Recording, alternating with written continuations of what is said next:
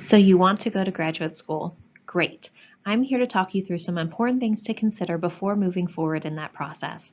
Namely, I will be discussing how to decide if you should go to graduate school, introducing you to different types of graduate school programs, and giving you a brief overview of what graduate school programs are looking for in prospective students. First things first, should you go to graduate school? Before deciding whether you should go to graduate school, you need to ask yourself a few things. Is a graduate degree needed for my desired career path? Am I willing to commit the time and money required to completing graduate work? Am I ready to compete with other qualified students applying for the same programs? The decision to pursue graduate school should align with your career goals. Once you graduate with your bachelor degree, you have the option of starting a career, continuing your education in graduate school, or a mixture of both. There are a variety of jobs you can get with a bachelor degree in psychology. If a graduate degree isn't needed for your desired career path, then it doesn't make sense to spend the time and the money going to graduate school. If, however, a graduate level degree is required for the career that you're interested in, then you need and want to apply. For example, if you're interested in being a school psychologist or a professional counselor, both of those jobs require having a master's degree. If you have determined that a graduate degree is needed for your career path, then you need to decide if you're willing to commit the time and money to completing graduate work. What kind of time commitment does this entail? Well, for a master's degree, it typically is between 1 to 2 years if you're attending full-time. There are some accelerated programs available where you can complete a master's level degree in as little as a year. However, more typically programs are taking at least 2 years to complete. For doctoral level programs, you're looking at between 4 to 7 years. Although it's possible to complete some PhD level programs in 4 years, 5 years is more typical for programs that aren't clinical or counseling based. Developmental, social, experimental, health, and cognitive psychology PhD programs can oftentimes be completed in 4 to 5 years. It took me, for example, 5 years to complete a PhD in developmental psychology. For clinical psychology and counseling psychology PhD programs, for example, you'll typically spend at least 6 years completing the program, with one of those years spent at an internship site. As you can tell, there's a lot of variety in terms of the time it takes to complete a graduate degree. It varies by the degree and it varies by the program. So this is something you're going to want to include in your research when you're looking into graduate school. Graduate school is expensive. One benefit of a PhD program is that, at least in psychology, they are oftentimes funded through graduate assistantships. For example, I had a teaching assistantship while I was in graduate school and it paid for my tuition as well as a small living stipend. Some programs offer graduate assistantships in research, teaching, advising, and other roles. Unfortunately, assistantships are not as common in master level programs, PsyD programs, and other types of graduate level degrees. This means those costs for tuition are going to come out of your pocket. Not only are there costs associated with tuition when attending graduate school, but there's also costs associated with applying for graduate school. It is definitely something you want to plan and budget for. Each school generally charges an application fee to apply. These can range between $0 to $125, with an average cost of approximately $56 per application. There are also costs associated with taking admission tests such as the GRE and sending your test scores and transcripts to schools. Not to mention any money you might spend on taking a GRE prep course or buying GRE prep materials. These costs can add up quickly. If you are having any difficulty with the costs associated with applying for graduate schools, you can try reaching out to the graduate school associated with the individual universities you're applying to. Some will waive or lower application fees for students who qualify. The final question you have to answer before deciding to apply to graduate school is, are you ready for a competition? With increasing expectations for the education of job applicants, it's not surprising that a Georgetown analysis found that 45.3% of undergraduate psychology majors go on to earn a graduate degree. The good news is that those who earn graduate degrees earn 33% more on average compared to students who only have a bachelor's degree in psychology. With so many students in psychology seeking graduate degrees, how likely is it that they're going to be accepted? The answer is, it depends. This graph shows data from the American Psychological Association's 2016 report on graduate study in psychology. Specifically, it highlights the acceptance rates across program types and degree levels. The acceptance rates of master's level programs are highlighted in white and doctoral level programs are highlighted in green.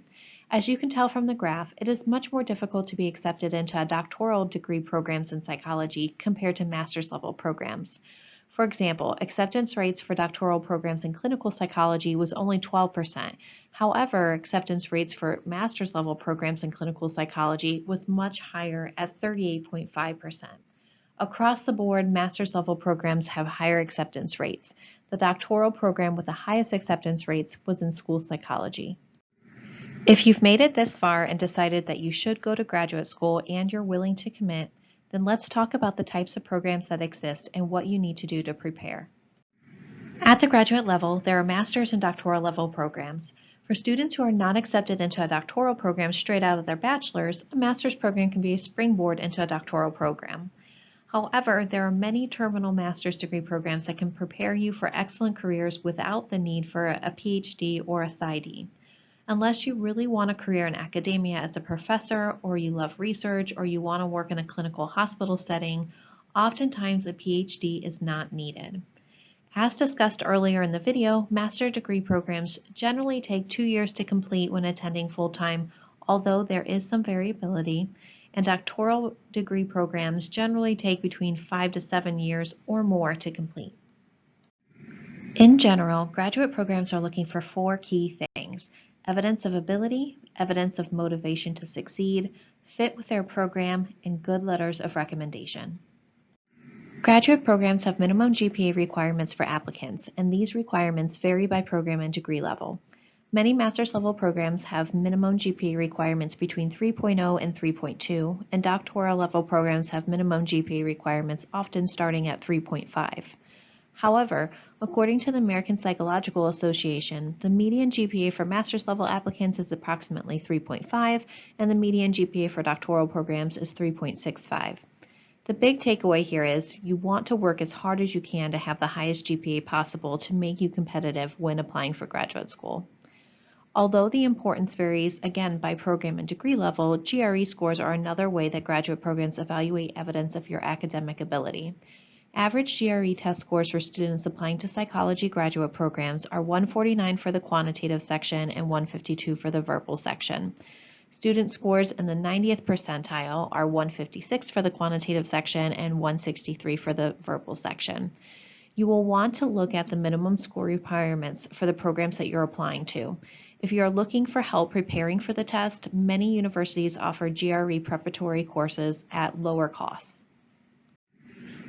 Some of the ways graduate programs evaluate your motivation to succeed is by looking at your involvement in extracurricular activities such as volunteer work, student organizations, and research experience. You can boost your application by getting involved in volunteering for organizations that not only benefit your community, but will help demonstrate your commitment to psychology and mental health. Student organizations are another way to build service and leadership experience. Colleges and universities generally have a wealth of student organizations to choose from if you want to get involved on campus and gain leadership experience. Organizations such as Psych-Hi, the Honor Society in Psychology, can provide you with excellent resume building experiences and also offer students opportunities to apply for research grants and awards. For those of you who are interested in PhD programs, working with faculty members on research is an important way to gain needed research experience, potentially present research at conferences, and possibly become a published author. Look up the research interests of faculty members in your department and reach out to faculty members you're interested in working with to see if they're accepting research assistants for the upcoming semester or year. For those of you interested in master's level programs, a practicum experience may be more beneficial for you. Talk to your advisor about practicum options in your program. You can help demonstrate that you fit with the graduate programs you're applying to in a few different ways. These include: 1, you can make sure that any academic or career goals mentioned in your personal statement or essays align with the mission and training offered by that program. 2, speak their language. Read the program's mission statement and incorporate their goals, when possible, into your personal statement and essay responses. Demonstrate that you're familiar with the language and expectations of that field. For example, if you're applying to master's level programs in clinical mental health counseling, you want to be aware that the field of counseling is separate from psychology. Instead of being accredited by the American Psychological Association, counseling programs are accredited by the Council for Accreditation of Counseling and Related Educational Programs, or CACREP. And 3, research their faculty. For PhD programs in psychology and some research-focused master's degree programs, you are often matched with a faculty member who agrees to supervise your thesis or dissertation. You want to mention faculty members you would be interested in working with in your personal statement and essay responses. Demonstrate that you're knowledgeable about their work and believe that you would be a good fit to work with them. Obtaining good letters of recommendation means getting to know your professors. To do that, you need to regularly attend and participate in classes, obtain good grades in those classes, and have more than one point of contact. By that I mean you need to do more than take one class with a faculty member if you want them to write you a good letter of recommendation. I don't get to know students well enough to write an in-depth letter of recommendation after having them in class for one semester. If you want a faculty member to be able to write you a good letter of recommendation, I recommend taking more than one class with them or working with them in their research labs.